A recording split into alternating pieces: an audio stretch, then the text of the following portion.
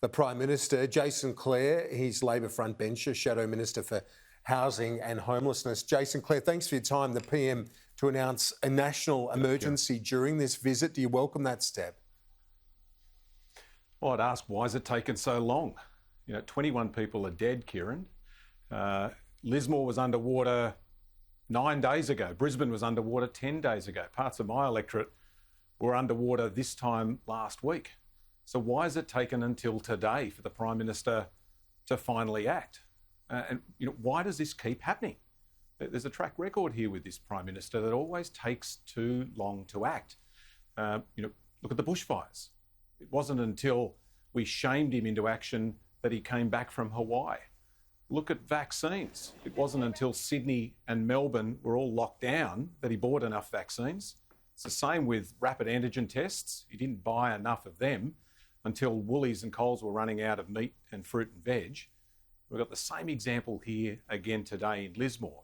It's taken until 9 days after Lismore went underwater for the Prime Minister to finally announce a national emergency. It keeps repeating. It seems like the Prime Minister doesn't learn anything here. It's worse than incompetence. It's just plain neglect. So tell me then, what needed to be done sooner? Because we know the ADF has been on the ground, and I know there's been various criticisms around what was done in the filming and the social media posts, but the substantive critique here, what more needed to be done when you're looking at a flood, the worst, well, as the Premier says, in 1,000 years? Well, think about it, mate. You've got people sitting on their roof for days with their kids and dog and an umbrella and no food and water. You've had the local community in Lismore have to hire helicopters to rescue them, people racing around in jet skis to save people's lives. That's why people feel abandoned. It's the same sort of reaction that you saw from people on the south coast of New South Wales during the bushfires. And after the bushfires, the Prime Minister said we needed new laws so that you could trigger a national emergency, coordinate action and get help to people who need it quicker. Well, he should have done that last week. He should have done that in the teeth of this crisis when the water was hitting the roof. Not now. I'm glad that they've finally done it, but it should have happened last week. Jason Clare, just stay where you are. We've got some comments being made by the community-led response there in northern New South Wales before the Prime Minister speaks. Some of them have jumped in front of the camera to say a few words. Let's have a listen. Please don't forget us as well. Yeah, of course. Yeah.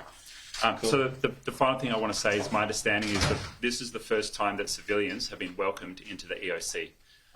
And we were very generously gifted an opportunity to bring our story as community volunteers to be a part of that. And I think that's really important for us to collaborate as communities with the more formal services as well. So we're very thankful, and we understand that that's a massive deal to be invited in to collaborate, to share data sets and intelligence with each other, because the formal services are not going to be able to reach everyone. We have picked up some of the slack as community, and what we're looking to do now is, as best as possible, transition to the formal services, caring for everyone. Bloody professional. We better sit down. Thanks, guys. But hey, thanks you all, and so we'll work out how to get that from we'll get to media and releases and stuff. Yeah, and if anyone wants to put that message out there, I think that you'll take away so much anger, and you'll really do a good job with that. Thanks, guys.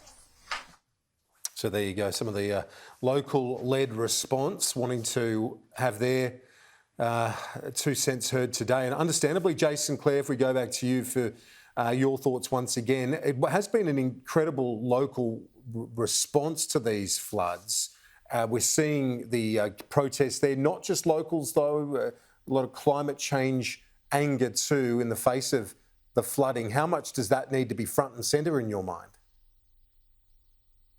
Oh, look, can I give a quick shout out to those volunteers? And there's hundreds of them, not just in Lismore, but up in Brisbane as well.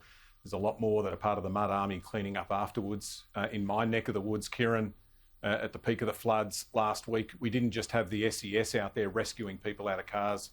We had surf lifesavers from the northern beaches that were in our local community, helping to rescue people, helping to make sure people were safe. We had people from South Australian SES coming over as well. So a lot of great people with big hearts. That's what Australia's all about.